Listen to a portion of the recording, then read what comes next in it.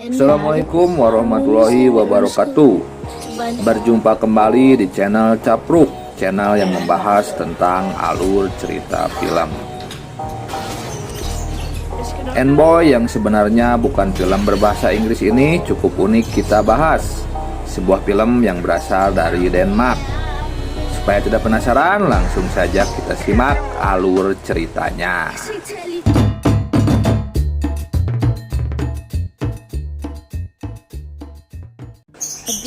Pele merupakan anak yang lemah. Ia beberapa kali dibully teman sekolahnya.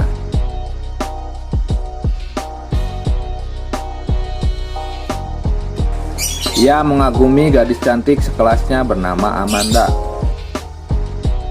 Suatu hari ia sedang ada di atap sekolah dan melihat anak kecil lain yang sedang dibully. Dia adalah Wilhelm, seorang anak kutu buku. Ketika Wilhelm sedang dibully, Pele melempari anak-anak tersebut dengan batu dan tepat sasaran. Awalnya para pembuli tidak tahu siapa yang melempar karena Pele langsung bersembunyi dengan merunduk. Namun ketika ia diteriaki penjaga sekolah, ia pun secara refleks berdiri dan ketahuan oleh para pembuli. Para pembuli mengejarnya dengan sekuat tenaga.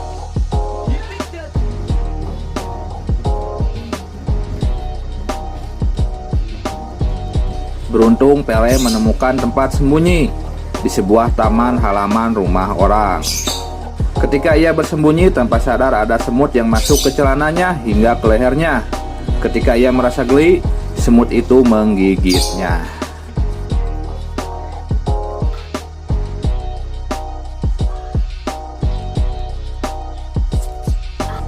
Beberapa saat setelah gigitan, badan Pele lunglai seperti orang yang mabuk. Kemudian ia tak sadarkan diri. Ia setengah tersadar dan sekilas melihat orang yang sedang melihatnya pingsan dari jarak dekat. Namun ia pingsan lagi. HP Pele berbunyi dan ia tersadar dari pingsannya. Masih di taman yang sama, namun hari sudah gelap. Ia pun bergegas pulang dan langsung tidur.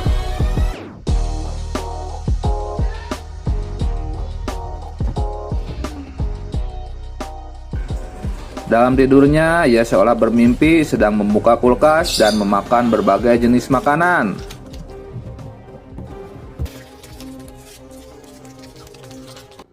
Setelah ia terbangun, ternyata apa yang dialaminya semalam bukanlah mimpi, karena banyak sekali bungkus permen dan makanan manis di tempat tidurnya. Pele menceritakan semua keanehan pada dirinya kepada Wilhelm. Wilhelm pun langsung tahu bahwa ia punya kekuatan super. Mulailah mereka meriset karakteristik dari semut dan kekuatan apa saja yang didapat Pele. Setelah riset didapati bahwa kekuatan Pele antara lain adalah kuat secara fisik, punya gigitan super, punya penciuman super, dan bisa memanjat dinding. Sekarang tinggal kostum dan nama. Dari sekian kostum yang dibuat Wilhelm, akhirnya ia membeli dari toko online serta membuatkan Pele helm. Untuk nama dipilih N-Boy karena Ant-Man terdengar seperti orang dewasa. Sejak itu N-Boy mulai beraksi. Ia semakin terkenal karena banyak menolong orang dan menumpas kejahatan.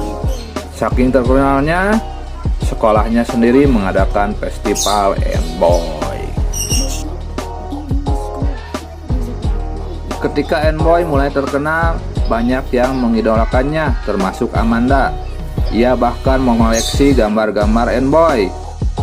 Pada suatu hari, ketika ia sedang menghias koleksi clippingnya, seseorang datang. Seorang berkostum aneh dan menculiknya. Ida yang merupakan saudaranya menjadi saksi penculikan tersebut. Penculik Amanda bisa lompat sangat tinggi dan pasti bukan manusia biasa. Keesokan harinya terjadi kegaduhan di sekolah. Seorang anak tampak bergantung di atap gedung sekolah dan meminta tolong.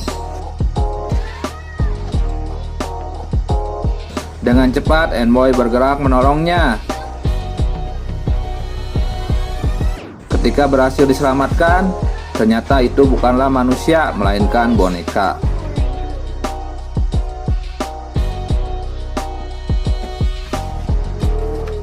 Dari balik atap sekolah muncul sesosok, dan dia adalah Ida. Ida sengaja membuat kegaduhan tersebut demi bisa bertemu Enboy untuk meminta bantuannya menyelamatkan saudarinya Amanda. Enboy, Wilhelm, dan Pele menyusun rencana untuk menyelamatkan Amanda. Berbekal sebuah rekaman dari si penculik, tuntutan penculik adalah bahwa ayah Amanda harus mengundurkan diri dari perusahaan dan juga minta uang tebusan sebesar 20 juta dolar. Namun Wilhelm, Pele, dan Ida lebih memilih untuk langsung mendatangi rumah yang ada di video tuntutan tersebut sendiri. Pele mengedap masuk ke ruang bawah tanah. Ia akhirnya menemukan Amanda sedang dikurung di sebuah bilik kaca. Tiba-tiba datanglah Plea yang mendorong Enboy hingga masuk ke bilik satunya. Setelah berhasil mengurung Enboy, ia bercerita panjang lebar.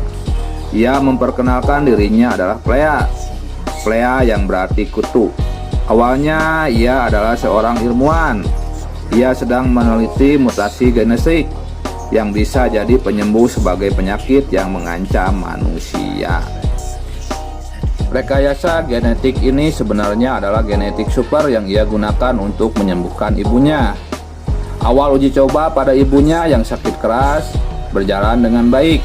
Ibunya berhasil sehat kembali dalam waktu seketika. Namun kemudian pendanaan penelitian dihentikan. Dan yang menghentikan percobaannya adalah ayah dari Amanda. Karena penelitian dihentikan, Ibu Plea kembali melemah dan akhirnya berakhir tragis. Sejak itu ia bertekad untuk membalas dendam dengan mencoba rekayasa genetik dengan menggabungkannya dengan serangga. Dan yang menggigit Pele adalah semut rekayasa genetika pertamanya yang lepas. Ia kemudian mencoba dengan seekor kutu dan menyuntik dirinya sendiri hingga sampai seperti sekarang ini. Jika Pele membutuhkan gula untuk kekuatannya, Plea membutuhkan darah. Di akhir cerita Plea, ia menghasut Pele bahwa sebenarnya tidak ada yang peduli dengannya. Kepedulian teman-temannya sesungguhnya hanya karena ia punya kemampuan super.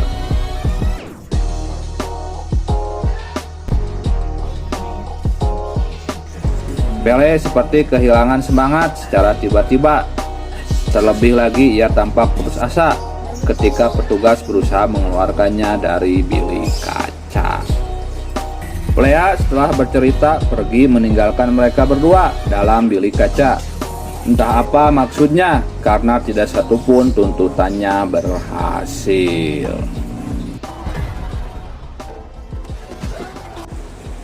Sejak itu Pele menjadi anak yang tak peduli dengan apapun, termasuk tak mau lagi menjadi pahlawan super.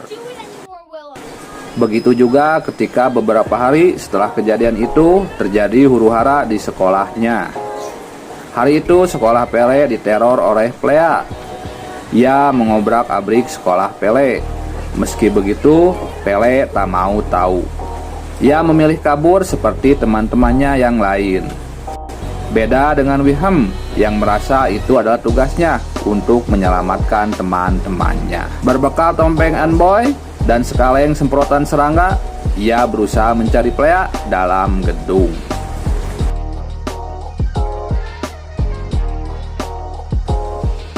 Wilhelm yang nekat membuat Pele tersadar bahwa menjadi pahlawan super bukan tentang dirinya, tetapi tentang tanggung jawab terhadap lingkungannya. Ia pun masuk gedung kembali untuk mencari Wilhelm yang nekat. Wilhelm yang akhirnya bertemu dengan Plea jelas bukan tandingannya. Namun Pele datang di waktu yang tepat untuk mencegah Plea menyakiti Wilhelm. Pertarungan keduanya pun dimulai dengan dahsyat, menghancurkan dinding-dinding sekolah,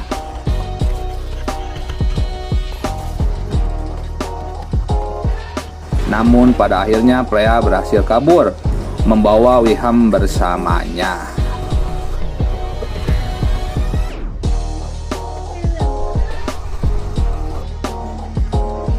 Envoy mengejarnya dengan menggunakan sepeda hingga masuk hutan. Di hutan, Wilhelm diikat di sebuah pohon. Envoy menghampiri dan melepaskan ikatan Wilhelm. Freya datang dan menghajar Envoy.